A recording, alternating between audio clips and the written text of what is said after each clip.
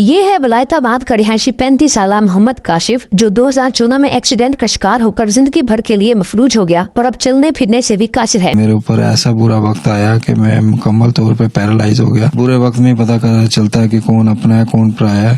تو ایکسیڈنٹ کے کچھ عرصے بعد ہی وائف نے تھوڑا بہت ساتھ دیا، تو اس کے بعد اس نے مجھ سے ڈیورس لے لی۔ کاشف کے والد کا کہنا ہے کہ بیمار بیٹے کو دیکھ کر دکھ ہوتا ہے، جمع پونجی بیٹے کے علاج پر لگا دی ہے۔ مخیر حضرات سے مدد کی اپیل ہے۔ سب سے اپیل کرتا ہوں کہ میری یا میرے بچے کی مدد کی جائے یا اس کا علاج کرا دیا جائے، مجھے کچھ نہیں چاہیے۔ محمد کاشف کا کہنا ہے حکومت یا کوئی مخیر شخص مدد کرے تو بہتر علاج ہو سکتا ہے۔ یہ ہے ولایتاباد کا رہائشی 35 سالہ محمد کاشف جو 2014 میں ایکسیڈنٹ کا شکار ہو کر زندگی بھر کے لیے مفلوج ہو گیا اور اب چلنے پھرنے سے بھی قاصر ہے۔ میرے اوپر ایسا برا وقت آیا کہ میں مکمل طور پہ پیرالائز ہو گیا۔ برے وقت میں پتہ چلتا ہے کہ کون اپنا ہے کون پرایا ہے۔